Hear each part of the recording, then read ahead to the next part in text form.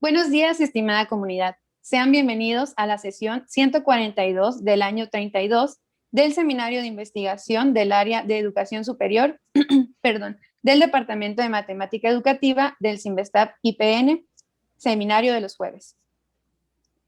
En esta sesión tenemos el honor de contar con la presencia del maestro Ricardo Poveda Vázquez, quien impartirá la conferencia titulada Pensamiento funcional en estudiantes de 10 y 13 años en Costa Rica.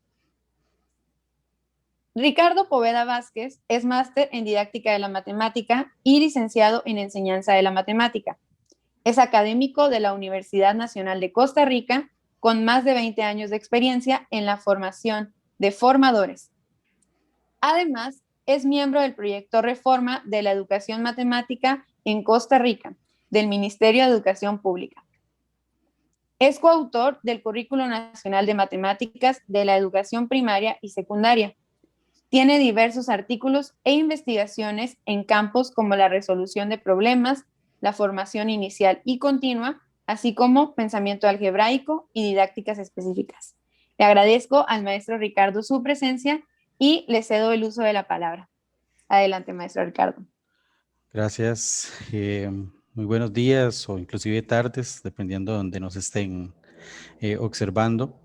Primero que todo, agradecer por el espacio. Realmente estos espacios son de mucho interés y me gustan mucho. De hecho, siempre he estado participando en diferentes eventos académicos y ahora a través de esta virtualidad que tendrá ciertas, ciertos problemas, pero creo que una de las grandes ventajas que ha tenido precisamente son estos espacios que se han compartido de ese tipo de actividades, en donde eh, en dos momentos podemos estar con diferentes personas de diferentes lugares conectados y demás. Entonces creo que es una de las grandes ventajas, por si lo queremos llamar así, ¿verdad?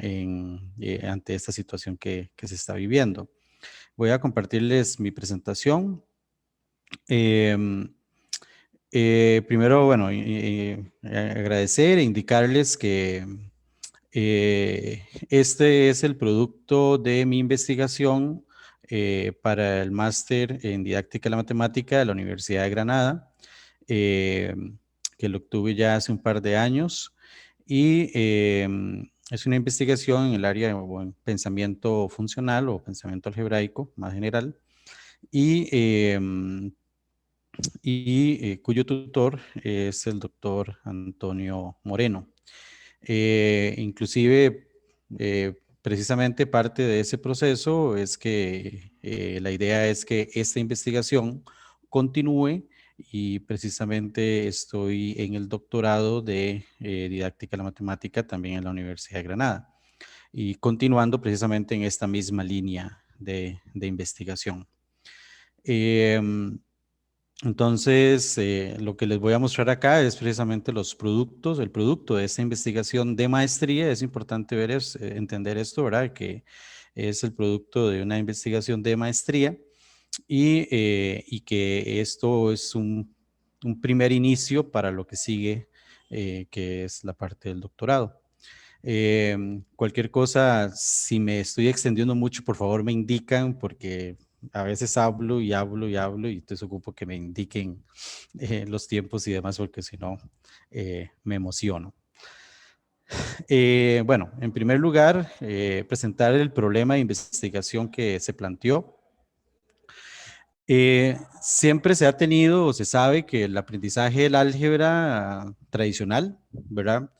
Desde hace mucho tiempo estaba enfocado principalmente en la educación secundaria, en donde incluso, bueno, al menos aquí en Costa Rica, en los currículos anteriores, y estamos hablando del 2012 para atrás, el álgebra se introducía a partir del octavo año de la educación secundaria.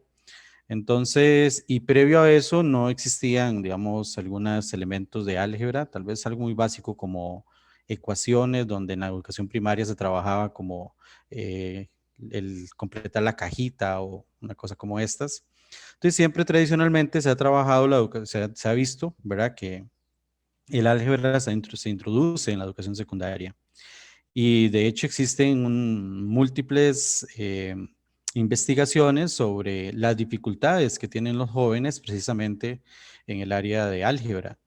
Entonces, desde hace ya algunos años, Caput y otros autores han trabajado el pensamiento algebraico, cómo introducir el pensamiento algebraico desde la educación primaria. Entonces, a esta parte de esta corriente se le llama Early Algebra. Y entonces es como ir introduciendo, como lo vamos a ver más adelante, algunos conceptos algebraicos poco a poco desde la educación primaria y no dejarlo y no dejarlo en o dejárselo a la educación secundaria, por decirlo así, que de golpe, que así precisamente hace 20 años que yo estuve trabajando en educación secundaria, así es como se trabajaba. Entonces, además, a partir del 2012, como les dije, aquí en Costa Rica hubo una reforma curricular muy importante en los programas de estudio, tanto de educación primaria como de educación secundaria. Un solo currículo, primaria-secundaria. Y este currículo que se aprobó en el 2012 para implementarlo a partir del 2013, eh, incluye algunos de estos elementos, como lo vamos a ver más adelante, algunos de estos elementos de Early Algebra desde la educación primaria. Entonces, ¿verdad?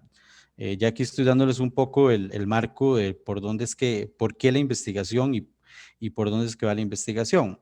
Entonces, una justificación desde el punto de vista curricular de mi investigación es que precisamente en esta gráfica podemos ver cómo el área de relaciones y álgebra, aquí abajo están los niveles educativos de Costa Rica, primer grado, segundo grado, tercer grado, hasta el sexto es educación primaria, y luego séptimo, octavo, noveno, décimo y undécimo, que sería la educación secundaria. Como les digo, es un solo currículo, entonces hay que verlo como un todo. Y luego, lo que están de colores son cada una de las áreas y el porcentaje respectivo, digamos, es el peso que tiene cada una de esas áreas en cada uno de esos años. Entonces, como podemos ver, y si nos enfocamos en relaciones y álgebra, que es donde nos vamos a enfocar el día de hoy, eh, el área de relaciones y álgebra se trabaja desde primer grado de escuela. ¿Ok? Entonces, y va a estar presente desde primer grado de escuela hasta undécimo año. Entonces, desde el punto de vista curricular, al haber programas nuevos de matemática a partir del 2012 y a la hora de incorporar elementos de álgebra, pensamiento algebraico, desde la educación primaria, entonces, y aparte de esto, viene una justificación personal, que es que yo participé en la elaboración de estos programas de estudio, ¿verdad? A través del proyecto Reforma de la Educación Matemática en Costa Rica. Y además, precisamente a raíz de todas de este plan de estudios nuevo, he participado en múltiples capacitaciones a docentes de primaria en todo el país, en todo Costa Rica, incluso hasta clases a niños que he dado. Mi hija me embarca y el área de relaciones y álgebra, principalmente porque los docentes de educación primaria, y eso es de acuerdo a lo que he visualizado en estos años, tienen grandes deficiencias en esta área. Entonces me surge la duda, ¿verdad? Es una justificación personal, que se estará trabajando a nivel de relaciones y álgebra en la educación primaria. Y desde el punto de vista investigativo, en Costa Rica existen muy pocas investigaciones en educación primaria, en matemáticas, ¿verdad?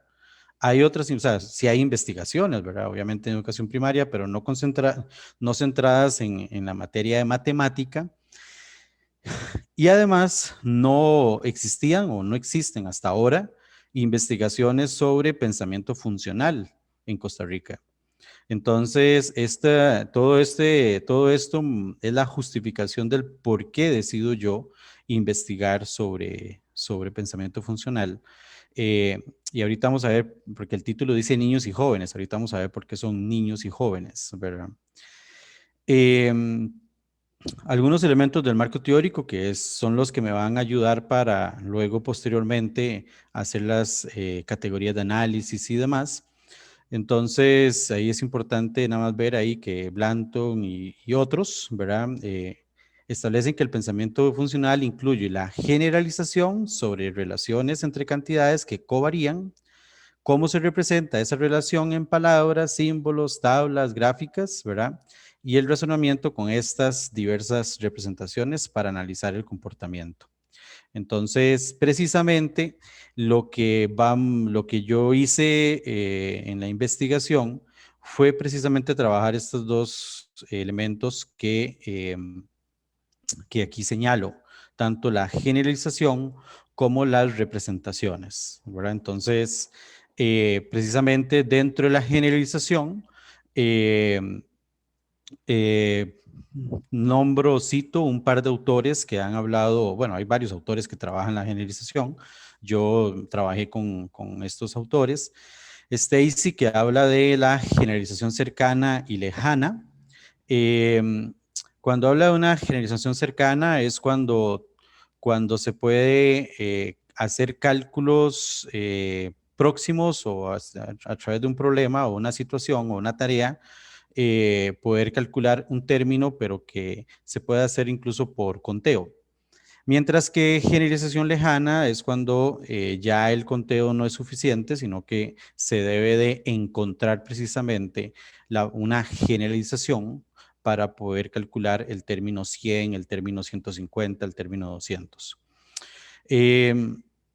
Mientras que Radford y luego Vergel, que es discípulo de Radford, también trabaja los tipos de generalización como factual, contextual y simbólica algebraica. Incluso Radford habla de una generalización aritmética, ¿okay? Que no la consideré dentro de esta variable, pero él habla de una generalización aritmética que es muy parecida a la generalización cercana de Stacy.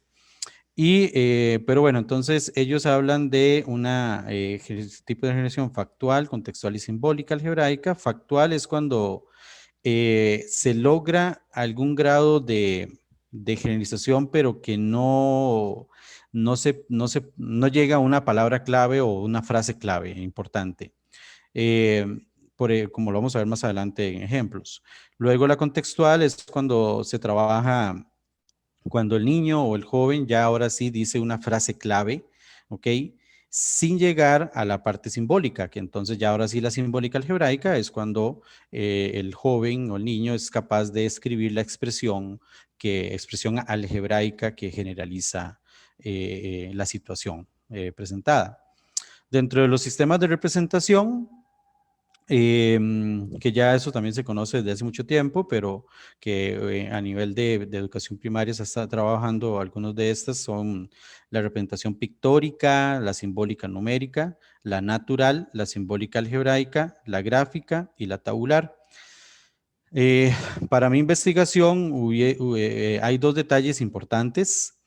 Eh, Número uno, que no consideré la representación tabular como parte de si los jóvenes la usaron o no la usaron, porque como lo vamos a ver ahorita, el problema que se les presentó, del cuestionario que se presentó, ya venía tabulado. Entonces, por lo tanto, no tenía sentido que se investigara si los estudiantes utilizaban o no las tablas, porque la tabla, perdón, sí, porque ya venía con tablas.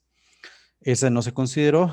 Y lo otro es algo muy interesante, que de hecho fue las cosas tal vez más complejas que tuve a la hora de hacer la investigación. Es que, y bueno, de la investigación y lo más rico, de las cosas más ricas que tiene la investigación, es que cuando hablamos de una representación gráfica de una situación funcional, ¿verdad? O de una función, hablemos de una función. Eh, Obviamente todos creo que conocemos o sabemos, ¿verdad? Que estamos para poder hablar de que un estudiante si uno le dice a un estudiante de educación secundaria, grafique la función f de x igual a 2x menos 1, donde el dominio es tal y el codominio es tal, entonces uno espera claramente que el estudiante haga un sistema de coordenadas, que haga la escala correcta y que encuentre algunos valores y luego trace, en ese caso, la recta. Pero bueno, ¿cómo hacer? ¿Qué esperar de un niño de 10 años? Si uno le plantea al niño, realice una gráfica.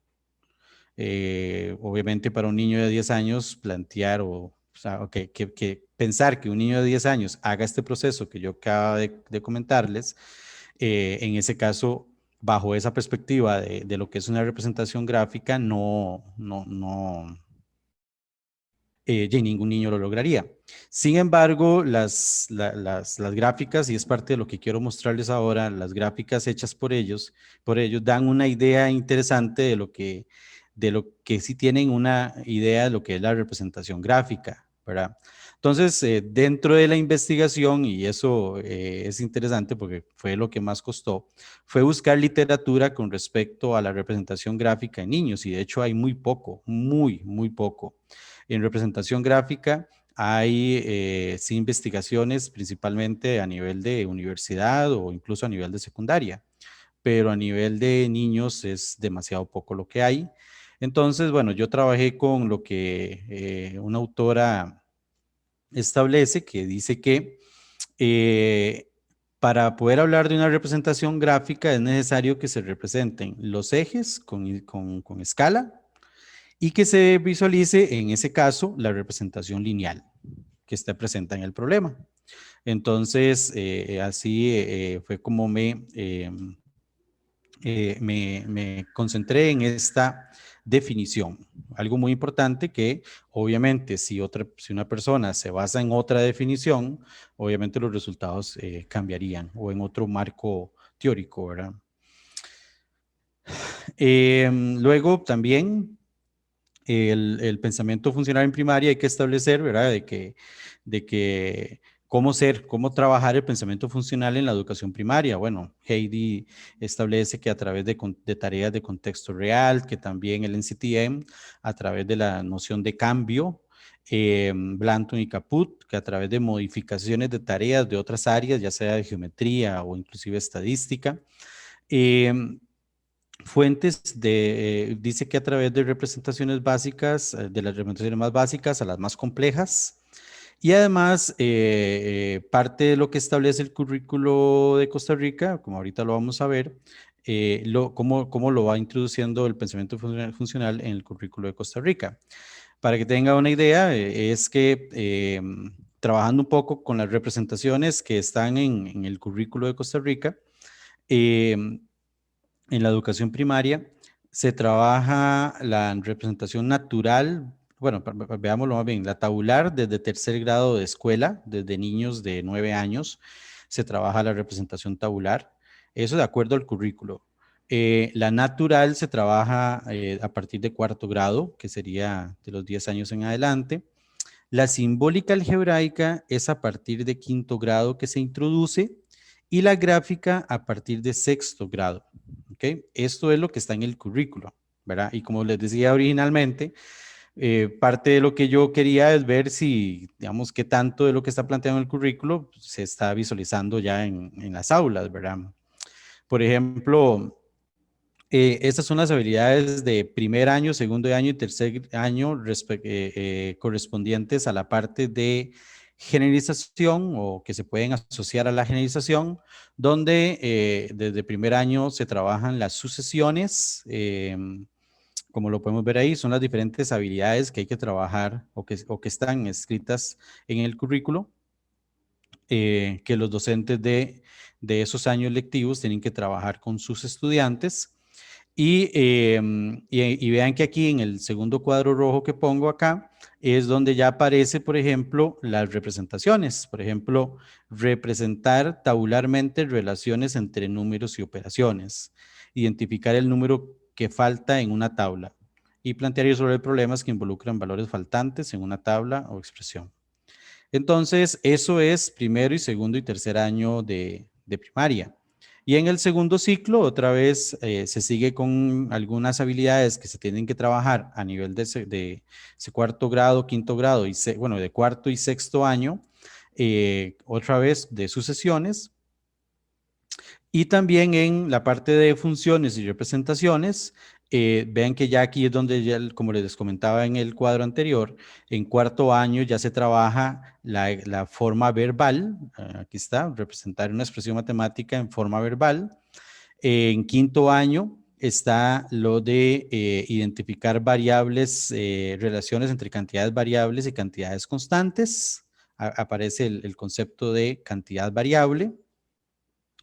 Y la última habilidad de ese quinto año dice representar una expresión matemática dada en forma verbal utilizando números y letras. Ve que aquí aparece la representación algebraica. Y después en sexto año aparece la representación, identificar y representar, la gráfica, que es identificar y representar en un plano cartesiano, en un plano de coordenadas puntos que satisfacen una relación. Entonces, vean que en el currículo viene bien claro tanto la parte de generalización como la parte de representaciones. Y bueno, a nivel internacional, no en Costa Rica, pero sí a nivel internacional, ya han habido múltiples investigaciones sobre precisamente cómo se ha investigado el pensamiento funcional en niños. Por ejemplo, Blanton y Brizuela, la diversidad en el 2014, muestran o dicen que hay una diversidad de recursos que utilizan los niños para representar una relación funcional. También Blanton y Caput, que el pensamiento funcional desde la primaria permite dar herramientas a los niños para generalizar precisamente posteriormente en la educación secundaria. También Carrier, desarrollar habilidades de esta área en la edad temprana permite una comprensión del concepto de variable. Merino, Cañadas y Molina, que el uso de la representación verbal y el uso de diversas representaciones en la resolución de problemas y además el uso de patrones y conteo en niños también. También Cañadas, uso de representación simbólico numérico por parte de estudiantes de 14 años y Radford, que también ha trabajado principalmente la generalización. No es que Radford se ha enfocado más en la parte de análisis de videos y de gestos de parte de los estudiantes. Entonces, con todo este preámbulo, la investigación se establecieron dos objetivos generales y algunos específicos. El general, que es describir el pensamiento funcional que pone en manifiesto niños de 10 años y adolescentes de 13 años en una escuela de Costa Rica. Para eso, entonces, hay que describir las estrategias que utilizan los estudiantes para generalizar, determinar los sistemas, identificar los sistemas de representación, ¿verdad? Y describir las representaciones gráficas utilizadas. Y luego, como objetivo 2, es comparar lo que los estudiantes escribieron, hicieron, ¿verdad? Comparar los de cuarto y séptimo. Además, contrastar las respuestas de acuerdo a lo que está establecido en el currículo, ¿verdad? El marco metodológico es un enfoque mixto. Se hizo un trabajo desde el punto de vista cuantitativo y cualitativo, donde la parte cualitativa es tal vez con un mayor peso. Eh, como lo vamos a ver, o sea, se dan algunos porcentajes y demás, sin embargo, para hacer ese análisis se ocupó de un análisis cualitativo importante. Después, la investigación es descriptiva transversal, como dice Cohen y Magnon en 1990, es como sacar una fotografía en un instante dado. Y además es una investigación exploratoria porque, tal y como se los comenté anteriormente, en Costa Rica no ha habido investigaciones de este tipo, digamos, al menos en educación primaria y menos en pensamiento funcional. Ahora sí, ¿por qué, tal y como se los dije ahorita, por qué se escogieron estudiantes de cuarto y de séptimo particularmente? O sea, ¿por qué esos años? ¿Por qué un estudiante de cuarto grado de 10 años y un estudiante de séptimo grado de 13 años? Bueno, resulta que esos estudiantes, perdón, el currículo de Costa Rica, o más bien todo el sistema educativo costarricense, se divide en ciclos. El primer ciclo es primero, segundo y tercer grado de escuela. El segundo ciclo es cuarto, quinto y sexto de escuela. El tercer ciclo es séptimo, octavo y noveno de secundaria. Al finalizar cada uno de esos ciclos, el currículo costarricense tiene unos habilidades generales que el estudiante, que por ejemplo, el estudiante que sale de tercer año debería de conocer del área de relaciones y álgebra tal cosa. Y a final del segundo ciclo, el estudiante que sale de sexto año también tiene un perfil de salida en el área de relaciones y álgebra, que es el área que nos interesa. Obviamente, en el currículo está también el perfil de salida para geometría, para números, etcétera, pero en este caso, el área de relaciones y álgebra. Entonces, como yo quería visualizar realmente el comportamiento que estaba teniendo con respecto al currículo, si los estudiantes estaban utilizando o no las herramientas o los contenidos trabajados en el currículo, entonces me sirve o me servía trabajar con estudiantes que hayan concluido un ciclo completo. Entonces, en este caso, por eso es que se escogieron estudiantes de cuarto grado y séptimo año, porque entonces ya se tiene una serie de conocimientos previos que el estudiante tiene para poder enfrentar el problema o los problemas que se le plantean. Y lo mismo con los de séptimo, hay un perfil de salida para todo, digamos, en ese caso la segunda primaria, hasta segundo ciclo, y entonces ya se tiene un conocimiento. Y de hecho, algo muy importante, porque esto también es importante indicarlo, la investigación o los cuestionarios se aplicaron a inicios del año lectivo. Así que, por ejemplo, fue a inicios en febrero del cuarto grado, a inicios del año lectivo de cuarto y inicios del año, perdón, y a inicio también de séptimo. Porque entonces, para poder trabajar con estudiantes, por decirlo así, frescos, que vienen vienen de culminar un ciclo. Por eso la escogencia de este estudiante de 10 y de 13 años, ¿verdad? El cuestionario, para que tengan ahí, no lo vamos a leer, pero para que tengan una idea sobre el problema que se les planteó el mismo problema a los dos grupos de estudiantes el mismo día y eh, por ende el problema tenía que ser un problema que se leyera bien, ¿verdad? Tanto para estudiantes de 10 años, para estudiantes de 13 años. Entonces es sobre el alquiler de mesas y sillas, donde detrás del problema la función que está en juego, por decirlo de cierta forma, es la función f de x igual 4x. Entonces se les pregunta primero por una tabla de valores cercanos. Obviamente el cuestionario, detrás del cuestionario ya viene inmerso lo que en el marco teórico les expliqué, ¿verdad? Que era, o lo que trabajé, que era trabajar con valores cercanos, como lo vamos a ver ahorita, con valores lejanos. Con la pregunta número 4 es para que el estudiante, para ver si el estudiante podía escribir la representación natural, ¿verdad? De la relación que existía ahí en ese problema, en esa tarea. Y como pueden ver en la pregunta número 6, también se planteaba la opción de que el estudiante hiciera el dibujo y que explicara un gráfico. ¿Ok? Entonces, obviamente el cuestionario ya venía con todo, ya venía, digamos, con toda la intención asociado a lo que se quería investigar, ¿verdad? Y los diferentes elementos del marco teórico que les establecí. Dentro de las categorías de análisis de datos están. Primero se analizó los resultados, ¿verdad? Si las respuestas eran correctas, incorrectas, eso simplemente ahí por una cuestión nada más de llevar ahí un registro. Sin embargo, las otras, digamos, categorías que son las más importantes es la forma de generalización.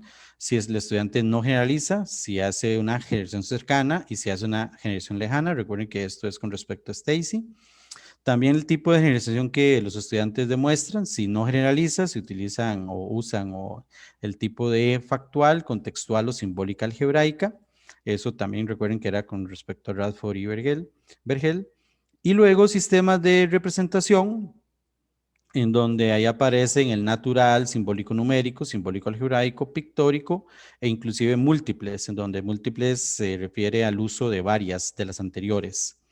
Y en el caso del gráfico, entonces, como les dije anteriormente, fue tan interesante que hicimos una separación, tutor y yo, sobre, digamos, la representación, una gráfica numérica y gráfico estadístico, como ahorita lo vamos a ver.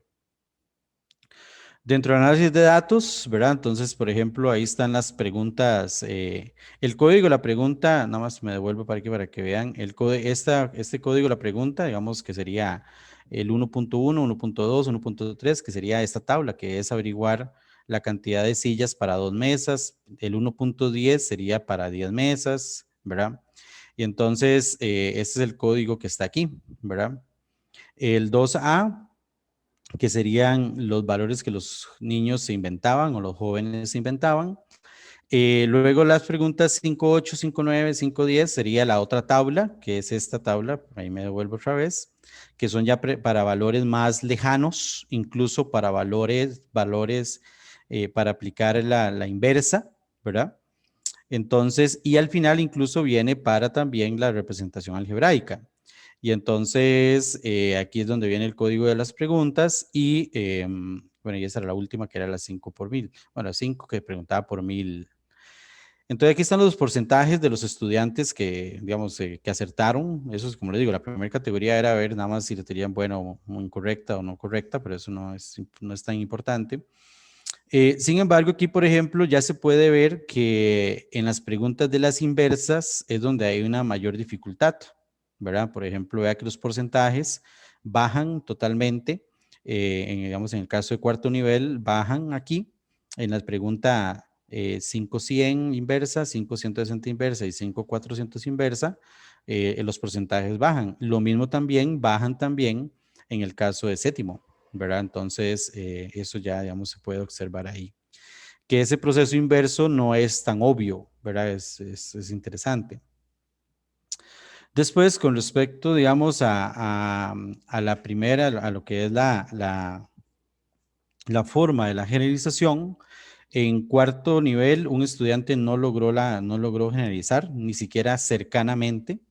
En séptimo, todos lograron alguna forma de generalización. Luego, 24 estudiantes de cuarto nivel.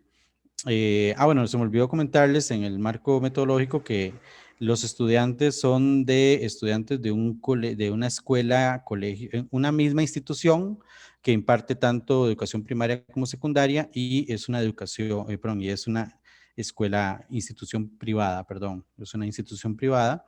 Entonces, de ahí se tomaron los datos, que fueron 16 estudiantes de séptimo y 25 de estudiantes de cuarto nivel. ¿Okay? Eso se me olvidó comentarles anteriormente. Entonces, lo que les decía es que cercano el 96% de los estudiantes de primaria o de cuarto grado lograron una generalización cercana y séptimo un 100% y en lejana un 68% y en séptimo un 87,5%.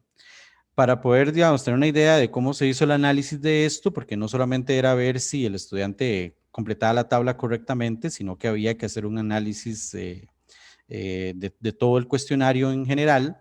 Entonces, por ejemplo, en este caso, un estudiante de la 7.4 logra la generalización cercana, como lo podemos ver aquí, con valores cercanos.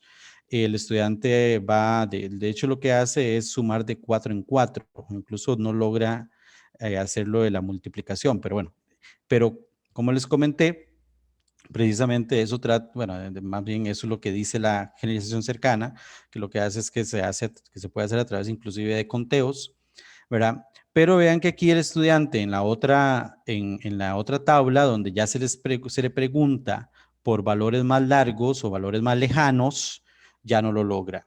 Y eso es porque entonces lo logró con el 8, lo logró con el 9, pero ya con el 15 se perdió, ¿verdad? Y ya el estudiante ya no logra. y eso es porque precisamente nunca llegó a la generalización, ¿verdad? De que era multiplicar. Incluso el estudiante lo que hace es una forma recursiva, es este estudiante en particular. Entonces, en este caso se dice que este estudiante logra una generalización cercana, pero no la lejana. En el cuarto nivel hay 7 estudiantes con esta condición y en séptimo hay 2 estudiantes, ¿ok? Con esta condición de que logran la cercana, pero no la lejana. Con respecto a la otra, al otro categoría de análisis del tipo de generalización de Radford y Vergel, entonces, cuando hablamos de, por ejemplo, en este caso, la figura 25, dice que la pregunta número 4 decía, ¿podría explicarme cómo sabe el papá de Esteban cuál es la cantidad de sillas a comprar si él conoce el número de mesas? Entonces, aquí, digamos, se espera que el estudiante escriba tal y como lo dice, en este caso, en la figura 26, lo multiplica por 4, multiplica la cantidad de mesas por 4, esa es la respuesta que se espera allí, ¿verdad? Entonces, sin embargo, algunos estudiantes, eh, por ejemplo, en el 415, el de la figura 25, solamente dice multiplicando las mesas, no es suficiente, la frase no es completa. Entonces, en ese caso se dice que es una generalización factual. Mientras que en la figura 26 lo multiplica por 4, sí está bien clara la generalización. En este caso se dice que es una generación contextual. Y luego el estudiante de la figura 24, que es importante, el estudiante dice multiplicando, pero aquí es donde voy de que no solamente había que hacer un análisis de lo que decía esa pregunta, sino que había que hacer un análisis completo de todo el cuestionario, porque este estudiante de la figura 24 dice multiplicando, uno podría decir, ah, bueno, tiene la idea de que es que logra la cierto grado de generalización, pero si nos vamos al cuestionario completo, ahí uno ve que el estudiante lo que hizo fue multiplicar por 2 o sumar iguales, ¿verdad? Eso fue lo que hizo. 6 más 6, 7 más 7, 10 más 10, 8 más 8, ¿ve? En todos los casos lo que hizo fue, bueno, al menos en estos hasta el 20, fue sumar él mismo. Entonces, a pesar de que aquí dice multiplicando, ya en el cuestionario no lo emplea y entonces por eso es que en ese caso no se puede decir que logra generalización.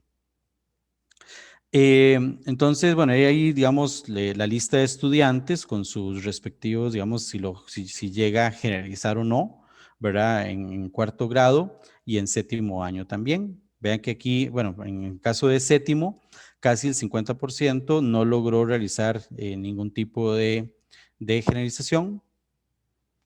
El 40% logra la contextual y el 12% la factual. ¿Ok? Y aquí ningún estudiante logró la simbólica algebraica. O sea, durante todo el cuestionario no se visualizó que el estudiantes de cuarto nivel utilizara la simbólica algebraica. En el caso de séptimo, hay 2 estudiantes que sí logran esta representación, bueno, perdón, este tipo de generalización, la simbólica algebraica, y además de que la mayoría sí utilizan la contextual. Hay una relación interesante ahí que surgió de los casos, que es, por ejemplo, que, por decirlo de cierta forma, si los estudiantes generalizan tanto factual como contextual, entonces son estudiantes que logran una generalización lejana. Entonces, esto es interesante, ¿verdad? Y eso es en el cuarto nivel. También sucede lo mismo en séptimo nivel, ¿verdad?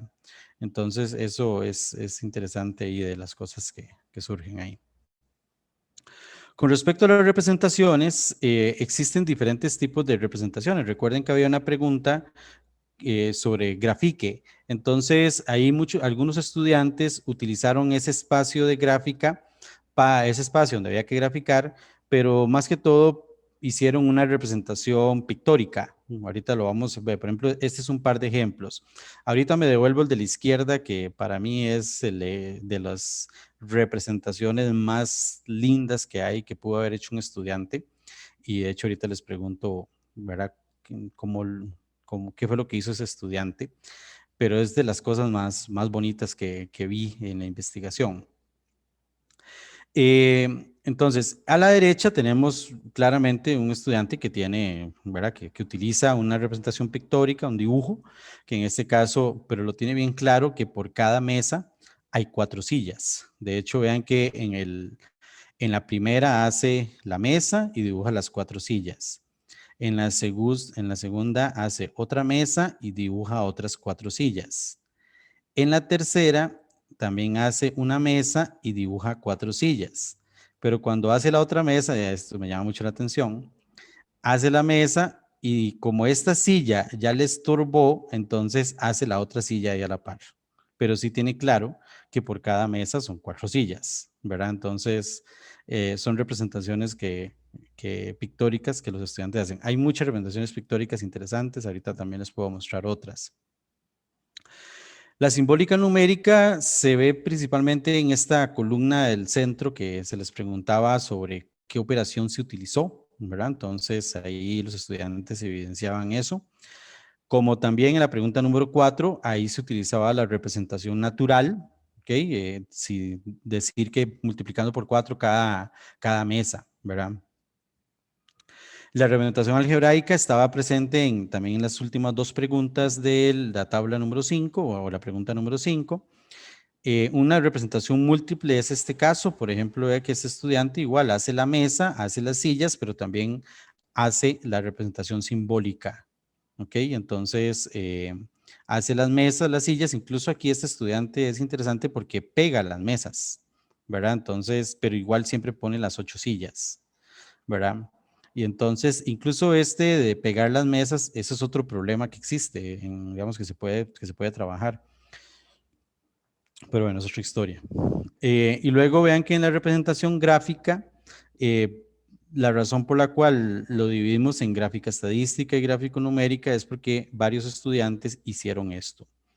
En gráfica estadística, y ahí es donde hay una parte súper interesante de la investigación, muchos estudiantes utilizaron elementos de estadística para poder expresar la relación. ¿Ok? Entonces, como podemos ver en este caso, este estudiante del 1 pone el 4, el 2 va con el 8, el 3 va con el 12, o sea, lo hace bien en ese sentido, ¿verdad? Pero hace un cuadro, ¿verdad? Unas gráfico de barras, ¿verdad? En este caso, el de la derecha, gráfico numérico, ¿verdad? Por ejemplo, este estudiante igual relaciona el 1 con el 4, el 2 con el 8, el 3 con el 12, lo va haciendo. Solamente que ese estudiante colocó el eje X al revés. El eje, este es, bueno, más bien este sería el número de mesas y aquí el número de sillas. O sea, hizo ahí como una inversión en los ejes, ¿verdad? Entonces, es interesante las cosas que surgieron ahí. Luego, bueno, estudiantes que utilizaron la representación, por ejemplo, la gráfica numérica, hay 3 estudiantes de 4º grado que utilizaron esa representación gráfica de esa forma. Y la gráfica estadística, como pueden ver, hay muchos estudiantes que lo hicieron. El 44% de estudiantes utilizaron una representación en comparación con el 87% de los de 7º. Todos los estudiantes de 7º utilizaron algún elemento, alguna herramienta estadística. Entonces, eso, digamos, precisamente es una de las cosas que surgen, y como lo vamos a ver más adelante, que surgen de la investigación. Una de las razones por las cuales se podría uno decir, bueno, ¿por qué es que los estudiantes están utilizando cuestiones estadísticas para poder representar una función lineal o representar una relación lineal o una relación funcional? Una razón es porque tanto en el primer ciclo como en el segundo ciclo, el currículo de Costa Rica también trabaja múltiples elementos que tienen que ver con el dibujo de gráfico de barras. Entonces, al trabajar tanto en segundo, en tercero, en cuarto, en quinto y en sexto, al haber diferentes tipos de gráficos de barras desde segundo grado de escuela, Puede ser, eso es una suposición, eso no es parte de la investigación, como lo vieron en los objetivos, pero puede ser que una relación directa sea esa, la incorporación de elementos que tengan que ver con habilidades específicas del área de estadística en su formación, tanto de los de primer ciclo como los de segundo ciclo. Aquí hay un resumen sobre las diferentes representaciones que utilizaron los estudiantes, ¿verdad? En cada uno de ellos, ¿verdad? Como se puede ver, la natural y la simbólica numérica fueron los que más utilizaron los estudiantes de cuarto grado, ¿ok? Dentro de las representaciones pictóricas hay representaciones sumamente creativas, ¿verdad? Y en séptimo año podemos ver que también ahí está el resumen de séptimo. Se utilizó la natural, o utilizaron bien bastante, la natural, la simbólica numérica y la gráfica. Y además que dos estudiantes lograron la simbólica algebraica. Bueno, una comparación entre los niveles, ¿verdad? Creo que ya vamos con el tiempo ahí, vamos bien con el tiempo. Una comparación entre las formas y el tipo, vea que aquí estamos que los estudiantes de la barra anaranjada son los de séptimo, que siempre, digamos, están por encima, los porcentajes están por encima de los estudiantes de cuarto. Se espera, ¿verdad? Eso es esperable, ¿verdad? No hubo nada, digamos que nada extraño en este sentido, ¿verdad? Y lo mismo acá también. De hecho, la simbólica algebraica y la contextual, que son las más complejas, los anaranjados también están por encima, mientras que la factual y que no generaliza, más bien las barras azules son las que están más por encima, que son los de cuarto grado, que también eso, insisto, es lo esperable, ¿verdad? Que los estudiantes de séptimo año tienen una mayor cantidad de herramientas para poder expresar la generalización. Esto es lo que dice acá. Después, la cantidad de estudiantes que utilizan cierta cantidad de representaciones, por ejemplo, igual la barra azul, hay un 12% de estudiantes aproximadamente que no utilizaron ninguna representación. El mismo porcentaje de estudiantes que que utilizaron solamente una representación. Luego hay un 24 o 23% de estudiantes que utilizaron dos representaciones. Estamos hablando de cuarto grado, el cuarto grado. Y vean que aquí ya llega a casi el 50% que utilizaron tres representaciones y ya a partir de cuatro son muy pocos.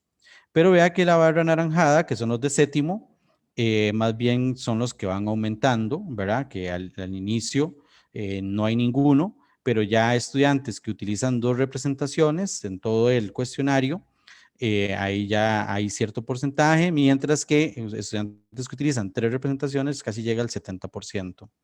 Y hay estudiantes que utilizan 4 y 5 representaciones inclusive. Entonces, los porcentajes en ese caso, digamos que otra vez, en este caso se visualiza que existe, que los estudiantes de séptimo año tienen mayores herramientas para representar una relación funcional. ¿Ok? Algunas conclusiones relacionadas obviamente al logro de los objetivos de la investigación. Se logró describir las estrategias, tanto en las formas en que los estudiantes generalizaron, en los tipos de generalizaciones que utilizaron y la relación que existe entre ellas. También se logró identificar las representaciones, tanto todas las representaciones descritas. De hecho, algunas de ellas coinciden, por ejemplo, con la investigación que hizo Pinto en niños de 9 años, niños y niñas de 9 años. Y incluso Merino también, Cañadas y Molina también evidencian una combinación de representaciones, que fue casi que el último gráfico que les presenté, ¿verdad?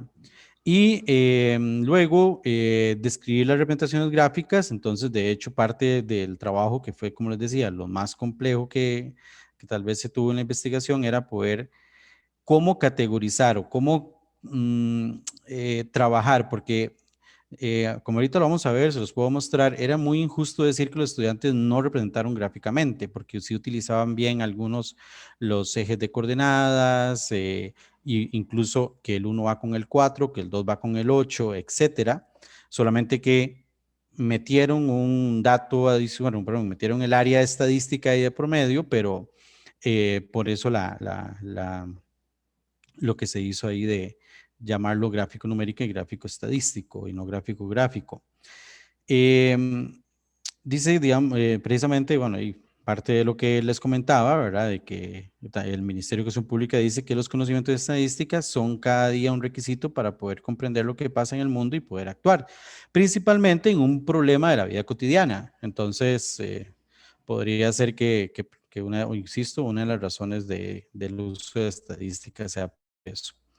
Y con respecto al objetivo general 2, se logró comparar las formas de generalizar y comparar también los tipos de generalizaciones y la relación que existe entre las habilidades, incluyendo la relación que existe entre las habilidades de estadística, que eso no estaba, digamos que, por decirlo así, presupuestado. Eso fue algo nuevo, ¿verdad? Dentro de los principales aportes de la investigación, los estudiantes que logran la generación factual o contextual también logran la cercana y lejana. Las representaciones naturales y simbólicos son las más utilizadas por parte de los estudiantes de 10 años, mientras que los de 13 años utilizan estas dos y también la representación gráfica. La mayoría de estudiantes de séptimo y cuarto utilizan tres representaciones, al menos, bueno, sí, al menos tres, bueno, tres representaciones, ¿verdad? Sí. Y el otro, el uso de herramientas estadísticas para representar gráficamente la relación funcional. Esto con un total relación con el currículo costarricense. Algunas líneas de investigación abiertas, que sería analizar profundamente el por qué la mayoría de los estudiantes utilizaron elementos de estadística para graficar la relación funcional presente en el problema. Luego también hacer un estudio parecido, de hecho precisamente esta fue una de las preguntas que me hicieron una de las profesoras que estaban en el tribunal, fue una de las preguntas que me hizo, ¿verdad? Que cómo creía yo qué pasaba si yo esta investigación, o qué creía yo si esta investigación la planteaba a estudiantes de educación pública. Y entonces, precisamente eso es una línea de investigación y eso es un cuestionamiento tan interesante que precisamente tengo en estos momentos a un estudiante terciario de licenciatura en la Universidad Nacional que precisamente es lo que está haciendo. Ya ahorita de hecho está en la etapa de recogida de datos y, y se va a hacer una investigación parecida, pero con estudiantes de instituciones públicas. Después queda ahí, sería interesante un estudio comparativo, ¿verdad? Entre estudiantes de diferentes países.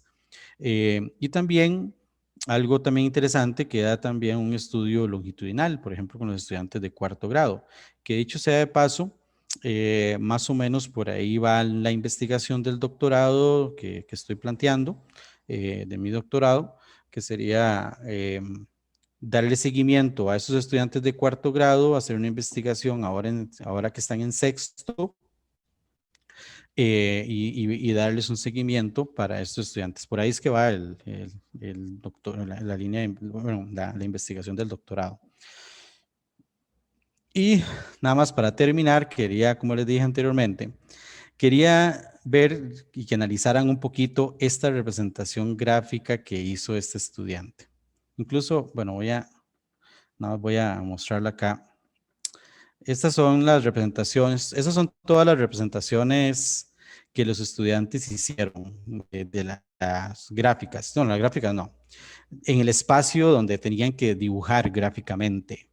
Y, por ejemplo, bueno, obviamente esta es una representación pictórica, pero este estudiante, el 4.1, eh, hace, digamos, ahí está la relación presente, muy interesante, muy interesante, porque utiliza colores para relacionar las cosas, ¿verdad? Entonces, por ejemplo, aquí el azul, aquí dice que sillas 2, ¿verdad?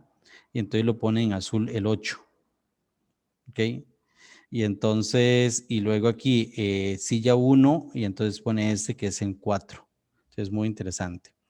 Pero bueno, es que lo que quería mostrarles es el otro, nada más quiero mostrarles este otro para que lo analicen. Hay muy interesantes, ahí van a ver que van hay esas representaciones gráficas que ellos hicieron, gráficas, bueno, esas pictóricas son muy interesantes. Pero, de hecho, esa es bastante interesante. Esta, quiero que analicemos esta. Esto me llevó un buen rato, ¿verdad?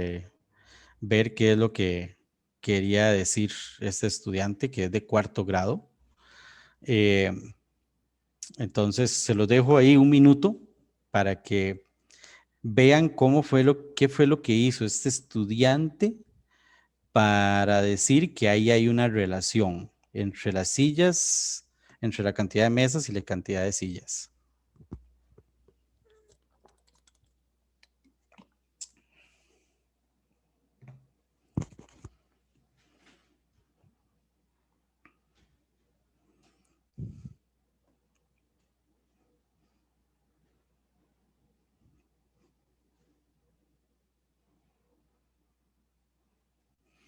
Entonces, es muy interesante porque ese estudiante ahí detrás de esa información está usando composición de funciones. Está utilizando esas barras que están ahí en el centro como una forma de relacionar el 1 con el 4, el 2 con el 8, y así el resto, el 10 con el, por ejemplo, el 10 con el 40. Entonces vean, si veamos lo del 10, dice que la columna número 3, de la derecha son 10 mesas. Entonces, el número de sillas de esa columna 3 son 40. Entonces, esas columnas que él hace ahí, esas columnas que hace este estudiante, es un intermediario para relacionar el 10 con el 40. O sea, ahí está usando una composición de funciones interesantes. A mí esa representación, bueno, aparte que me costó un buen rato entenderla, me encantó. Y para mí esa es la foto de mi investigación. O sea, ver que los estudiantes logran hacer este tipo de relaciones, que obviamente no es una representación gráfica convencional que se conoce, ¿verdad? Ni siquiera se le acerca, pero como una representación pictórica, ¿verdad? Detrás lleva una cierta complejidad, bastante, bueno, de hecho, bastante complejidad para un estudiante de 10 años. Y entonces, eso para mí valió el boleto, por decirlo de cierta forma. Entonces, creo, yo no sé si me pasé mucho o más bien, si ya tengo tiempo, puedo seguir aquí hablando, ¿verdad? Pero yo creo que me habían dicho que eran como 50 minutos o algo así. Y agradecerles por el espacio. Muchas gracias, maestro Ricardo Poveda, por su presentación. Es así como damos inicio a la fase de preguntas y comentarios de nuestros asistentes y del público que nos acompaña desde la transmisión en línea. Si gusta, maestro Ricardo, puede dejar de compartir su pantalla. Okay. Y a las personas que tengan dudas, les pido por favor levanten su mano o abran su micrófono para hacer las preguntas correspondientes o algún comentario.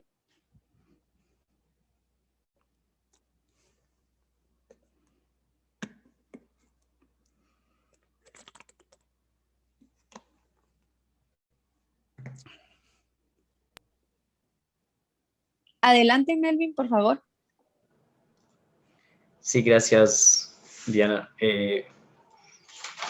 Bueno, tengo varios comentarios, Ricardo. Primero que nada, muchísimas gracias por tu presentación. Es un placer escucharte y conocer tu trabajo. bueno, tu trabajo me deja un montón de reflexiones. Primero que nada, yo creo que comparto contigo la idea de que estos estudios relacionados con el álgebra en tempranas edades, esta early álgebra, es como una línea, en cierto sentido novedosa dentro de la matemática educativa. He leído un poquito al respecto y bueno, yo no sé si eso justifica en cierto sentido como las preguntas que nos estamos haciendo en esta área, pero bueno, te voy a como exteriorizar un poquito lo que estoy pensando. Es decir, siento que en tu trabajo hay una cantidad maravillosa de ideas y eso lo especifica esa última gráfica que presentaste y muchas otras que presentaste así de forma quizá un poquito rápida y que iba medio viendo las gráficas. Entonces pensé en los diferentes argumentos y las diferentes ideas que estos niños pusieron en juego para poder llegar a esa gráfica, a esa representación de esa relación. Entonces me pregunté, nos estamos centrando quizá en reconocer si se generalizó, si no se generalizó, pero dentro de ese proceso de generalización estamos viendo el producto final, en el proceso para llegar a ese producto final, si se logró una generalización o no, están unas ideas maravillosas. Entonces pensé, wow, la cantidad de investigaciones que abre tu trabajo es increíble, pues. Entonces, centrarme en las preguntas de la tesis de maestría, me dije, ¿qué tipo de preguntas se estará haciendo Ricardo en el doctorado con esa cantidad de información que obtuvo en esa primera investigación? Entonces me quedó esa primera duda. Luego, con respecto al pensamiento funcional, a mí me gustaría más conocer al respecto, por interés, así como por curiosidad. Es decir, cuando leí tu abstract, el que se proyectó en la publicación, el que se envió en la publicación, pensé en que se relacionaba mucho, o sea, sí caché un poquito la idea de que tenía, es decir, uso como muchas herramientas, no necesariamente de un área de la matemática en particular, para poder quizá resolver una actividad o lo que sea. Entonces yo dije, ¿se estará relacionado con la utilidad del conocimiento matemático? Y voy a decir utilidad así entre comillas. Pensé en eso. Cuando nos presentas como las características de estos autores asociados al pensamiento funcional, entiendo que se acerca demasiado o estás específicamente centrado en el proceso de generalización y en las representaciones que puede tener ese proceso. Entonces quizá podrías ahondar un poquito, quizá te lo agradecería muchísimo, sobre lo que significa realmente ese pensamiento funcional.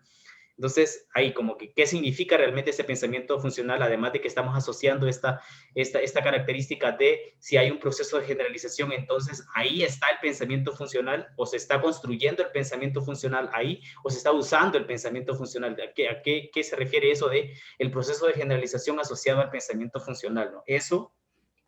Y lo último es relacionado con esta idea de que cuando presentaste una caracterización del pensamiento funcional en primaria, hablaba de problemas reales. Entonces me pregunté cuando presentaste tu problema si el problema de la cantidad de sillas asociado a la mesa era un problema real para el niño de cuarto grado.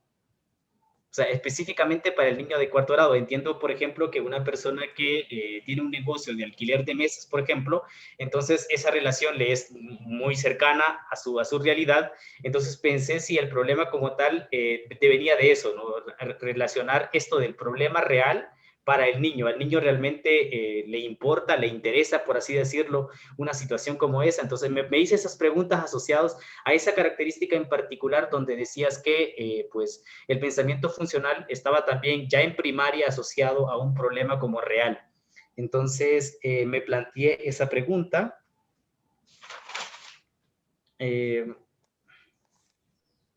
Y bueno, solo volver a recalcar esta última parte, esta primera parte que te mencionaba de la cantidad de argumentos o de pensamientos que podrían tener estos chicos al presentar esas gráficas que nos presentaste.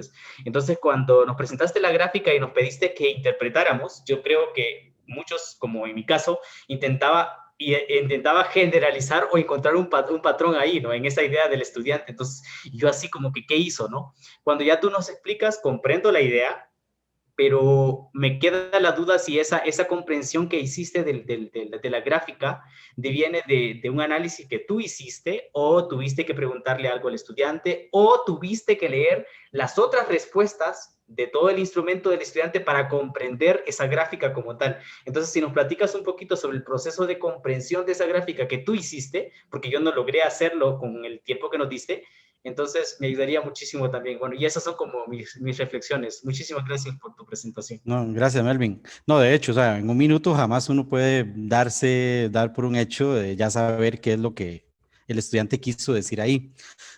Eh, sí me llevó bastante tiempo. Al final la última pregunta era que el niño explicara cómo construyó la gráfica. Él escribió unas cosas que me ayudaron. Sin embargo, como usted lo dice, había que ver el cuestionario completo. Entonces, a un final vi que el niño puso números asociados a la primera tabla, porque si no me equivoco, del 7 brincó al 10. Entonces, están asociados a la primera tabla y entonces a partir de ahí fue que analicé. Lastimosamente, por cuestiones, digamos, por cuestiones de tiempo y de espacio, y que quiero, bueno, creo que aquí hay algo importante porque yo creo que aquí algunos de ustedes están en el proceso de maestría y sacando, ¿verdad? A veces hay que delimitar las cosas, o si no, uno nunca termina, o si no, nunca va a terminar, ¿verdad? Entonces tuve que delimitar un montón de cosas. Por ejemplo, eh, me hubiese encantado hacer entrevistas. O sea, pero me hubiese encantado hacer entrevistas a los estudiantes, precisamente para que justificaran o indicaran qué fueron lo que hicieron ahí, pero no dio tiempo. Incluso yo pasé un segundo cuestionario. No sé si lo conocen, es un cuestionario muy famoso de pensamiento funcional que utilizan en las baldosas. Eso es un cuestionario famosísimo que se ha aplicado en diferentes partes del mundo. Y tanto en primaria como en secundaria, yo lo apliqué tanto en cuarto y en séptimo, pero tampoco pude analizarlo, porque en el momento en que ya me metí a analizar salieron cosas que no se pudo. Entonces, eso como un pequeño consejo para los que están en el proceso de máster, que sí hay que delimitar las cosas, porque si no, a veces se cree, ¿verdad? Y si no, no se sale, ¿verdad? Y que precisamente varias de esas cosas, precisamente, incluso en la Universidad de Granada está bastante claro en ese sentido, digamos que está establecido así. El máster es un predoctorado. Y precisamente este máster es para que usted empiece de una vez, vaya teniendo la espinita, para ver cuál es su proyecto de intro y demás, surgen un montón de preguntas, ¿verdad? Y precisamente una de las cosas que quiero hacer con estos estudiantes de cuarto grado, que todavía tengo acceso a ellos y que ahorita están en sexto grado este año, es ir a hacerles cuestionarios, aplicar un cuestionario, pero no solamente cuestionario, sino entrevistas. ¿Para qué? Para ir conociendo un poco más a fondo eso que usted está diciendo, para ver qué fue lo que él dijo, qué es lo que él piensa, o inclusive si lo que yo pensé ahí, que hizo una composición de funciones, realmente fue lo que el niño pensó o no, ¿verdad? Por ejemplo, cuando yo fui el que apliqué los cuestionarios, yo fui el que hice todo el proceso y demás. No fue que un docente lo aplicó, sino que fui yo. Cuando yo estaba aplicando el cuestionario, un estudiante de séptimo, si no me equivoco, no en este, sino en el otro cuestionario, había una pregunta también de generación lejana. Entonces, que primero preguntaba por 2, por 3, pero luego preguntó por 100. Digamos que de las sillas, por 100, sí, por 100 mesas. Y el chiquillo iba haciendo el dibujo de las 100 mesas, por decirlo de cierta forma. Y él iba haciendo el dibujo, de hecho yo lo grabé, y en algún momento él se dio cuenta como, no, esto no me va a funcionar, o sea, hacer 100 mesas no me va a funcionar. Lo borró y empezó a buscar estrategias. Ve, a mí me hubiera encantado llegar y hacerle una entrevista a ese joven y precisamente preguntar qué fue lo que lo llevó bueno, todo eso va para el doctorado, ¿verdad? Entonces, sí, como les decía al inicio, sí hay que tener claro de que eso es una investigación de máster, que es una primera, ¿verdad? Inicio, ¿verdad? Pero que sí que esto se puede profundizar, así como también la segunda pregunta, profundizar que precisamente profundizar en lo que el pensamiento funcional de acuerdo a otros autores dicen. Por ejemplo, hay otro autor, ahorita ya se me olvidó el nombre, ahorita no recuerdo, eh, que establece que un niño logra, o bien que los niños pueden lograr, niños o jóvenes pueden lograr el pensamiento funcional si lo hacen de una forma recursiva, a través de covariancia, a través de correlación. Y entonces, de acuerdo a lo que el estudiante se evidencie, entonces se puede decir que está logrando un pensamiento funcional de acuerdo a esto y eso. Entonces, pero ya no pude meter ese otro autor porque si no también tampoco me cabía, ¿verdad? Pero sí, digamos, pero sí hay que profundizar más, o sea, en eso. Y lo otro, por ejemplo, una pregunta que me hacía el tutor es, están utilizando elementos estadísticos, pero ¿están entendiendo que ahí detrás hay una función? Es muy probable que no. Están usando la estadística como una herramienta, pero puede ser que entonces el niño no tenga claro lo que se quiere en el área de pensamiento funcional, que es que exista una relación entre la variable X y la variable Y o la variable tal y listo. Y con respecto a lo último de resolución de problemas, aquí es interesante, es porque no me metí en esto, pero es que el currículo de Costa Rica Nacional es un currículo basado en resolución de problemas. Entonces, está inmerso la resolución de problemas en todo lugar. Y este tipo de problemas se esperaría que fuese un problema, obviamente no de su vida cotidiana del estudiante, pero sí obviamente problemas que el estudiante que puede estar resolviendo en el aula, digamos, se espera problemas que están estudiando. Por ejemplo, algo muy interesante porque cuando se planteó este primer problema, eh, el tutor me mandó un problema que tenían allá, que era algo así como que las camisetas valían, una camiseta valía 4 euros, dos camisetas valían 8 euros y no sé qué. Entonces, pero yo no podía a poner ese problema así porque aquí en Costa Rica, porque primero los chiquillos no conocen los euros y todo lo demás. Entonces hice la conversión, ¿verdad? Entonces aquí en Costa Rica un euro son 700 colones. Entonces sería, ok, una camiseta cuesta 2.800 colones costarricenses. Dos camisetas costaría 5.600 colones. ¿Tendrá sentido un problema así? Ya sería un problema donde ya no busca, o al menos por esas cantidades de números tan grandes, ya no me hubiese servido, ¿verdad? Porque los chiquillos se pierden ahí, entonces tuvimos que reconstruir el problema a una cuestión de tal forma que sea siempre la función 4x, pero ya algo más asociado a, ¿verdad? Entonces, sí, más o menos, no sé si te contesté ahí los elementos, Melvin, pero sí, eso es y como usted dice, cada uno de esos representaciones que ellos hicieron, tanto gráficas como pictóricas, cuando yo le enseñé a mi tutor las respuestas de los estudiantes, aquí decimos en Costa Rica, es que se le caían las babas al ver la cantidad de información que ahí hay. O sea, que uno puede, que se puede. Entonces, precisamente a partir de ahí es que se sigue con el proceso de doctorado para poder meter más todavía, meterse más y trabajar un poco más. No, muchas gracias. Gracias. Muchas gracias, Melvin, por tu pregunta y al maestro Ricardo por su respuesta. Tenemos una pregunta en Facebook, pero veo que el doctor Alanis tiene su cámara encendida. Le doy la palabra, doctor. Adelante. Gracias. Gracias, Ricardo, por tu exposición. Ricardo, una pregunta. ¿En tu trabajo o fuera de él hiciste una reflexión sobre lo que es el álgebra? Te lo comento porque hay un artículo de Joseph Gascon, creo titulado así, El carácter no algebraico de la álgebra escolar. ¿Ya? Entonces, cuando tú hablas de una álgebra temprana, ¿a qué tipo de álgebra estás favoreciendo desarrollar? Ok, no, obviamente yo, por decirlo así, pues, tenía que casarme a un marco teórico y en este caso me casé en el marco teórico respectivo a Early Algebra, que es la introducción de conceptos básicos, no introducir las funciones como funciones desde la educación primaria, sino ir introduciendo, como digamos en el currículo de Costa Rica, creo que lo hace bien, el concepto de la función, pero a través de una representación tabular, como así algunos los que manejan autobuses tienen en ahí a la par una tabla que una persona cuesta tantos pesos, 2 personas tantos pesos.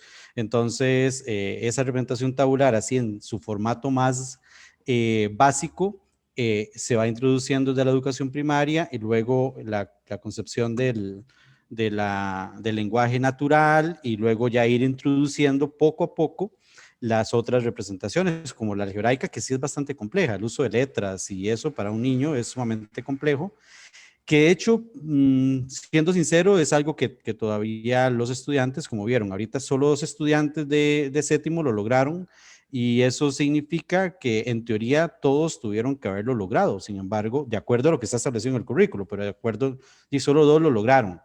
Entonces, no es está en el currículo, pero todavía no está tan presente. No conozco este artículo, pero suena bastante interesante, ¿verdad? Voy a buscarlo, y si más bien si me lo puede mandar, más bien genial, para leer un poco al respecto. Pero sí, obviamente el marco donde yo estoy es con respecto a lo que establece el libro de álgebra. Sí, de hecho, en ese artículo, entre comillas, critica a ver al álgebra como una aritmética generalizada. Y él habla más bien de un razonamiento cuantitativo. De hecho, estoy viendo aquí en la red un artículo que dice el álgebra como instrumento de modelación. ¿Sí? Entonces, tener presente esas, digamos, concepciones, pues serían, digamos, metas, digamos, a tratar de llegar a partir de la enseñanza básica y secundaria. Claro. Claro. Sí, inclusive en esta aritmética generalizada, que antes se utilizaba un poco para introducir el álgebra, la aritmética generalizada, pero era más que todo cuando, por ejemplo, se trabajaba lo de las sumas, ¿verdad? Entonces, que en la conmutatividad, que 5 más 3 es igual a 3 más 5, bueno, entonces vamos a generalizar ese proceso. Bueno, entonces ya decimos que A más B es igual a B más A, entonces. Pero sí, el ir de álgebra sí trata ya más de ir introduciendo conceptos poco a poco, como el proceso de generalización, por ejemplo, que trabajar sucesiones desde triangulito, cuadrado, ¿verdad? Desde primer grado de escuela, ir introduciendo poco a poco para que el estudiante vaya adquiriendo esas habilidades de generalización, que no son tan sencillas tampoco de lograr, pero que si se va introduciendo adecuadamente desde la educación primaria, sí se puede lograr que el estudiante, como dicen varios autores y varias investigaciones, que cuando lleguen a la secundaria, el golpe para cuando ya entran a trabajar la letra o el concepto de variable no sea tan fuerte, ¿verdad? Gracias, Ricardo. Gracias. Muchas gracias, doctora Alanis, por su pregunta, y nos comentan en Facebook que si puede repetir el nombre del artículo, por favor. ¿A mí? Sí, el nombre del artículo que mencionaba. Ahorita me viene a la mente. Creo que se llama así, el carácter no algebraico del álgebra escolar. Ok, muchísimas gracias. Creo que estaba en esa revista que publicaba Iberoamérica, creo, la editorial, Matemática y Enseñanza, ¿no? Creo que se llamaba.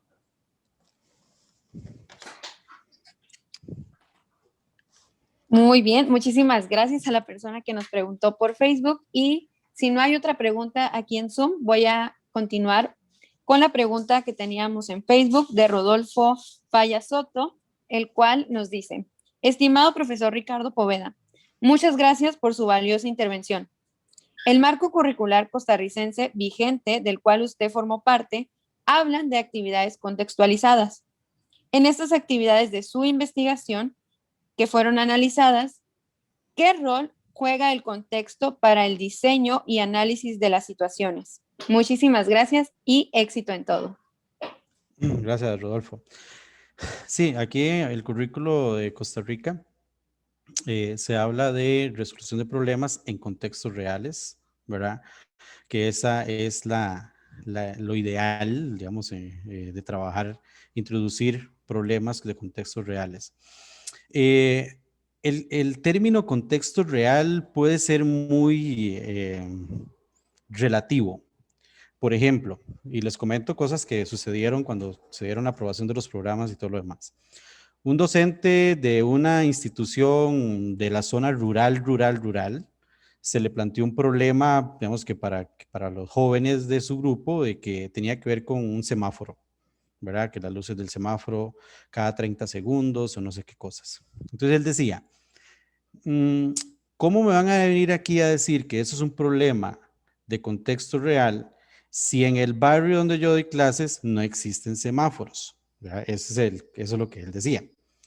Entonces uno dice, bueno, tiene razón, pero este joven y el mismo profesor y el mismo joven, cuando va el fin de semana, va de compras, ya no en el pueblo, sino que tiene que ir al pueblo más grande o va de viaje o lo que sea, se va a topar con semáforos. Entonces, no podemos decir que si en mi metro cuadrado no existen semáforos, pensar que entonces yo no puedo poner problemas contextualizados con problemas que llamamos contextualizados que tengan que ver con semáforos. Entonces, el término de contextualizado tiene que ver con el sentido de que sean problemas no artificiales, que no tengan respuestas artificiales, ¿verdad? Que eso es a veces problemas cuyo resultado de un hombre, la altura de un hombre da 2,70 o 3 metros, cosas como esas. Esas son las cosas que hay que tener cuidado en un primer momento, ¿verdad? Y el segundo momento, que también es unas cosas que sí nos cuidamos, al menos nosotros que hacemos material didáctico tanto para docentes como para estudiantes, que sean problemas lo más apegados a la realidad. Por ejemplo, ahorita estoy haciendo un video y para una cuestión, y es un problema que tiene que ver con con un Wi-Fi y que tiene tantos metros de cobertura para introducir el concepto de circunferencia y toda la cuestión. Lo ideal es que ciertamente un aparato de estos, de un router, tiene cierto radio. Eso es lo ideal. Y eso es lo que uno plantea en un problema. ¿Cuál es la realidad? Que por medio hay 3 paredes. Y entonces al haber 3 paredes, ya entonces el radio ya se disminuye. Pero entonces, ¿qué hacemos? No trabajamos con el problema de la red, del router y demás. Obviamente se trabaja con el problema y es muy probable que haya que dar la indicación. Pero entonces, problemas de contexto real, como le digo, pueden ser pero sí, al menos en el currículo de Costa Rica lo que se busca es que estén, no que sean del metro cuadrado del estudiante, eso es importante, porque por ejemplo, háganle números, imagínense que el currículo desde la primaria trabaja con habilidades que tienen que ver con el dólar como moneda. Entonces, ¿cómo pensar en que entonces como el dólar no es la moneda costarricense, entonces no se van a poder trabajar problemas que tienen que ver con el dólar?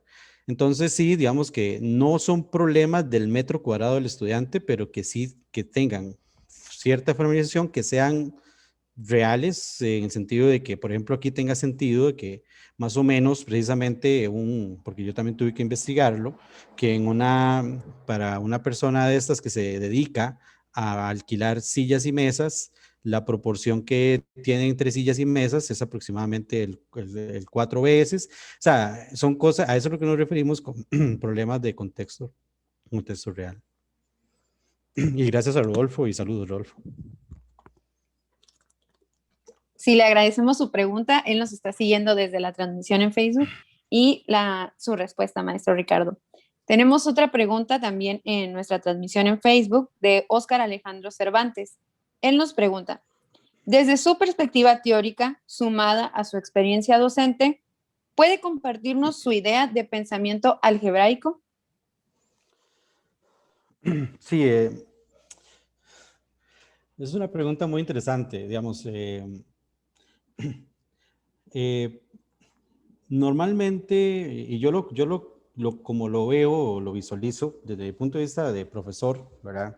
Porque tal vez algún investigador puede llegar y decir, no, de acuerdo a esta definición, tal cosa, pero desde mi punto de vista práctico. Yo soy bastante pragmático porque yo he sido docente de secundaria hace mucho tiempo y en la universidad también, y formador de formadores. Entonces, siempre busco también ser pragmático. Yo lo visualizo así. En el momento en que, cuando yo estaba dando clases en secundaria y trabajaba, y los estudiantes venían de primaria sin ver nada de álgebra, nada, ni álgebra ni pensamiento algébrico, no habían visto nada. Y en séptimo año tampoco, en séptimo año trabajaba números enteros, geometría, una cosa ahí, y en números racionales. Llegan a octavo año, y yo, profesor Ricardo Poveda, antes del 2012, como en el 2007, una cosa así, daba octavo año, y les daba álgebra. ¿Y qué era el álgebra? La primera clase era, jóvenes, hoy vamos a ver álgebra. Y de un pronto a otro, el estudiante venía trabajando con números y sin motivación, sin ningún tipo de preámbulo, de nada, pasamos a letras. Letras que no tienen ningún significado para él. Nada, absolutamente nada. Y en cuestión de una clase, ya sea de 1 hora y media, se trabajaba expresión algebraica, valor numérico de una expresión algebraica y casi que ya de una vez, casi que operaciones o monomios y demás. Entonces, ese choque que existe, eso es dar álgebra. Para mí eso es álgebra, álgebra. El concepto de pensamiento algebraico es lo que está más asociado, así como lo veo yo, en el currículo actual de Costa Rica, que es por ir trabajando diferentes conceptos, no con la rigurosidad del álgebra, ¿verdad? Sino con, precisamente, hablemos de generalización. La generalización se puede trabajar desde figuras, sonidos, canciones, etcétera. La cuestión es buscar los patrones. Entonces, ahí se va introduciendo algunos conceptos algebraicos, como por ejemplo, el concepto de patrón y luego el concepto de generalización. Lo mismo con, como ahorita lo comenté hace un rato, funciones. No vamos a entrar de una vez, una función es de la forma f de a en b, donde f de x es tal cosa, sino que se introduce el concepto tabular de lo que existe una relación funcional y se presenta a través de una tabla, que es la representación más natural que existe en la vida cotidiana, las tablas. Y por eso se trabaja desde tercer grado de escuela. A ese proceso que es ir introduciendo poco a poco, adecuadamente, desde la primaria o inclusive la secundaria, los conceptos algebraicos de forma adecuada y no así. Ir introduciendo adecuadamente. Y entonces usted lo que va logrando, si trabajamos desde primer grado de escuela, vamos trabajando sucesiones y poco a poco se va moviendo en segundo grado de escuela, ya no son figuritas, sino con números 2, 4, 6, 8, y si ya ahora en tercer grado de escuela, ya va a ser con otro tipo de patrones, entonces ahí estamos logrando un pensamiento algebraico, ¿verdad? Entonces, así es como yo lo visualizo. Muchas gracias, maestro Ricardo. Y por aquí mire que el doctor Alanís nos hizo un comentario. ¿Es el nombre del artículo, maestro Alanís? Doctor Alanís, sí. Voy a proceder a leerlo. Es La naturaleza prealgebraica de la matemática escolar, Joseph Gascón, ¿verdad? Muy bien. Muchísimas gracias, doctor Alanís. No sé si alguien más quiera participar con alguna pregunta o comentario para el maestro Ricardo. Veo la mano de la doctora Rosa María Farfán. Adelante, doctora. Gracias. Pues felicitarte por tu presentación, me parece muy clara, muy didáctica, te agradecemos y además extiendo la felicitación para el análisis de datos que hiciste. Me parece un análisis muy completo. Tengo que decir, con la experiencia que tengo de dirigir tesis de maestría y doctorado, que para hacer el análisis que hiciste se requiere mucha sensibilidad. Eso es extremadamente importante.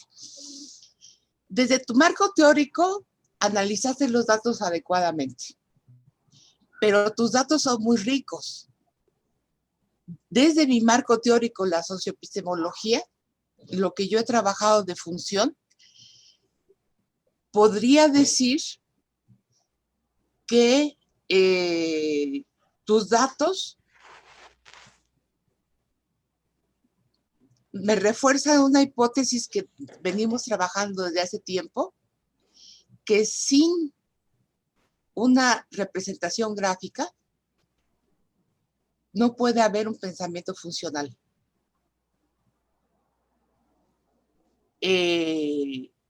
Eso está escrito, dicho en varios de nuestros trabajos, pero también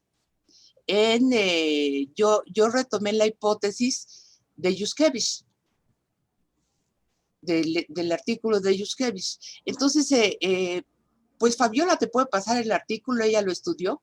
Okay, gracias. Es un artículo de un historiador, pero él sostiene que el pensamiento funcional se da. Es un historiador muy, muy reconocido y es un trabajo muy serio y muy denso. Pero él sostiene que el pensamiento funcional se da en el momento que se pasa de la gráfica al álgebra y del álgebra a la gráfica.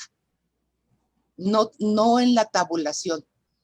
Eso le llama a él síntomas del concepto de función. No exactamente en la relación. Entonces, esa lectura te podría ampliar el panorama, ahora que nos has dicho que vas a continuar, pero sobre todo felicito la sensibilidad para abordar los datos.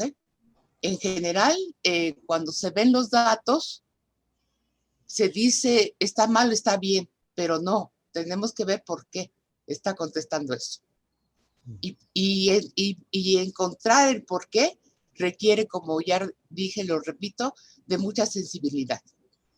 Entonces, pues te agradezco mucho tu participación, te la agradecemos, estamos muy contentos y yo les diría a todos los que nos están escuchando por este medio y por otro, que dado que está grabado, vuelvan a ver el cómo analizaste los datos.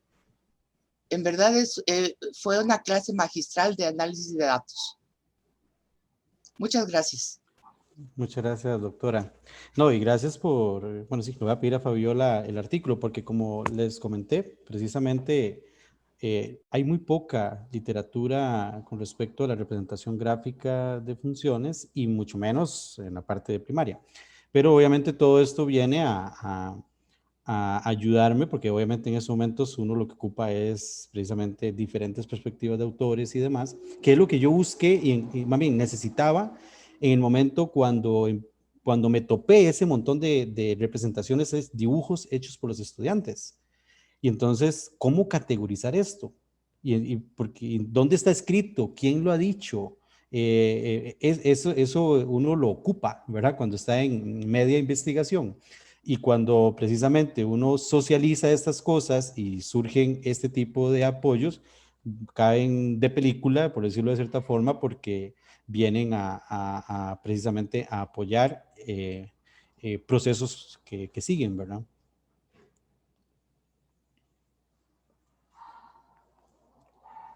Muchas gracias, maestro Ricardo, y a la doctora Farfán por sus comentarios. Voy a regresar con una pregunta en Facebook, es de Oscar, había realizado una pregunta anteriormente, le agradece su respuesta y nos comentan, se ha preguntado hasta qué punto es válida esta suerte de transposición de la Early Álgebra y de los ejemplos traídos de otros lugares lejanos, ajenos a la realidad de Latinoamérica.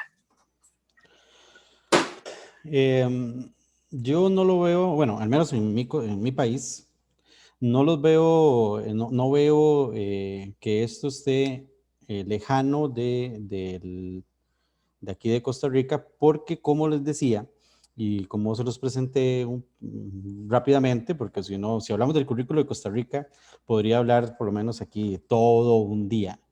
Pero así como se los presenté rápidamente, el currículo de Costa Rica actual, aprobado oficial por el Ministerio de Educación Pública, que es tanto de primaria como secundaria, tiene incluido la resolución de problemas, el pensamiento algebraico, incluso, por ejemplo, hay un área que a mí me encantaría investigar, pero que ya me casé con pensamiento algebraico, bueno, pensamiento funcional, pero un área que me encantaría investigar es estadística.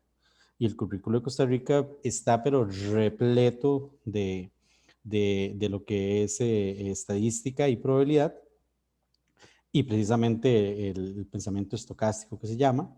Entonces no son cosas, para mí no son cosas de afuera, sino que incluso nosotros cuando planteamos el currículo, y digo nosotros porque yo estoy ahí, estuve en ese equipo, eh, se planteó un currículo con, eh, por decirlo así, con estándares internacionales, pero aterrizado a Costa Rica, ¿verdad? Entonces, y creo que se logró. Entonces, yo no lo veo como que viene de cuestiones de afuera, sino que sí, pero sí lo digo por conocimiento de causa, porque sé que el currículo de Costa Rica es así y que entonces ese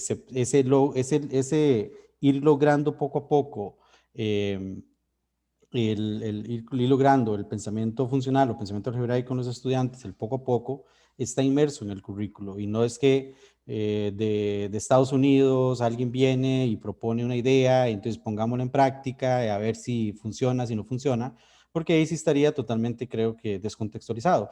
Y por eso fue que dentro de mi marco de justificación de mi investigación, el currículo de Costa Rica es vital y es fundamental, ¿verdad? Porque sin él, sí sería una investigación, digamos, que es válida, sigue siendo investigación, pero tal vez sí un poco exterior, un poco, tal vez,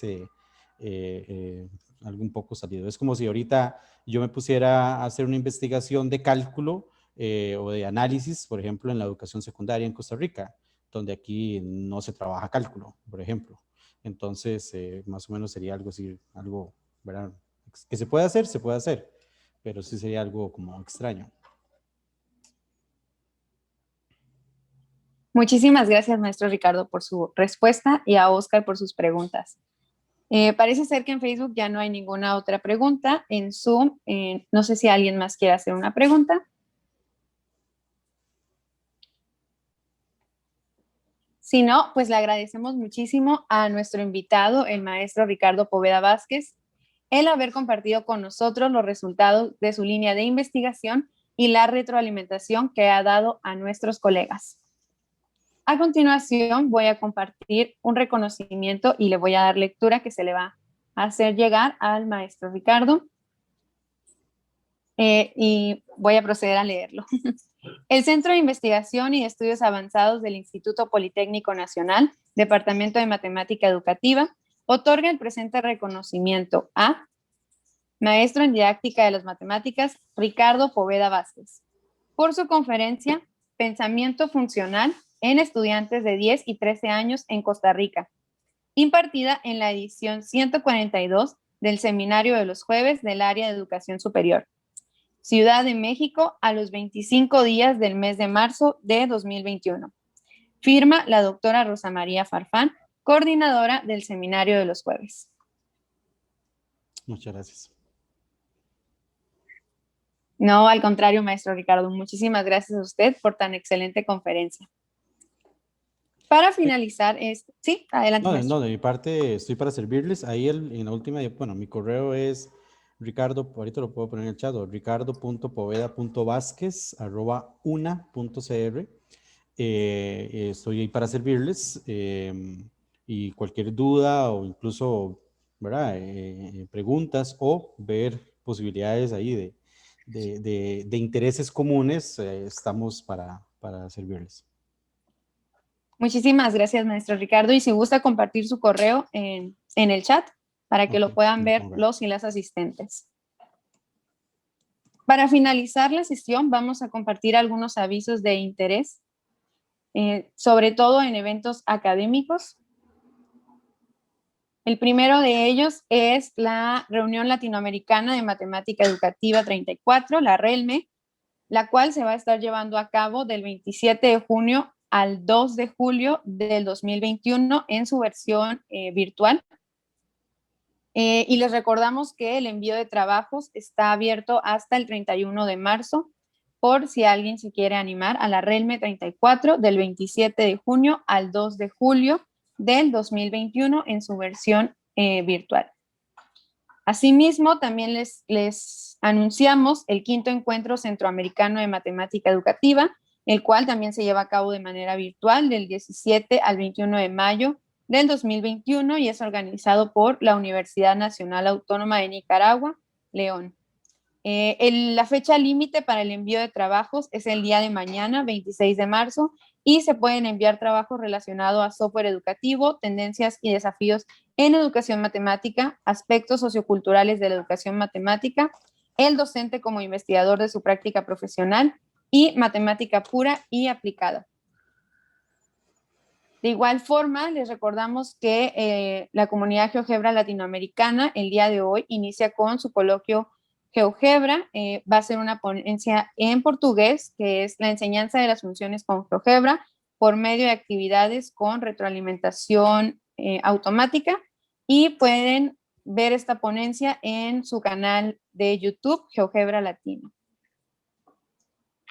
Les recordamos también que si alguno de los que nos están viendo por Facebook o aquí en Zoom desea difundir algún evento o convocatoria de interés para la comunidad, puede dirigir la información a la cuenta de correo seminaes@simvestab.mx.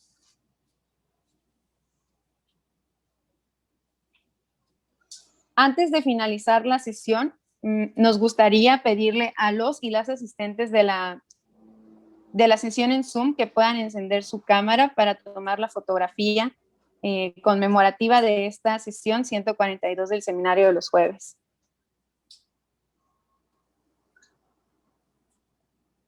Mis compañeros, creo que Grisel, ella nos va a avisar al momento de que tome la fotografía para que todos estemos atentos.